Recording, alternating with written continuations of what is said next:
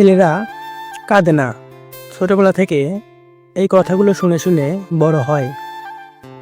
কিন্তু বাস্তবতা হলো তারা কাঁদে ভিতরে ভিতরে। একটা ছেলের জীবন মানে শুধু দায়িত্ব, পরিবারের দায়িত্ব, নিজের স্বপ্নের দায়িত্ব, সমাজের চাপ, আর প্রিয় মানুষের মুখে হাসি। সে কষ্টগুলো পেলে শুধু হাসে, কারণ সে জানে যদি সে দুর্বল হয়ে পড়ে তার পিছনে তার পরিবারটাও ভেঙে পড়বে। সে ভালোবাসে, কিন্তু সবসময় সেটা প্রকাশ করতে পারে না, কারণ তাকে শেখানো হয়েছে ভালোবাসা মানে দুর্বলতা।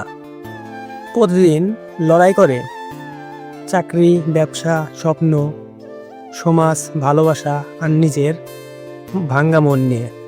তবুও সে থেমে থাকে না, সে দৌড়ায়, আবার লড়াই করে, শুধু একটা বিশ্বাস, একদিন ঠিক সব হবে। তাই কখনো একটা ছেলের নীরবতা অবহেলা করো না।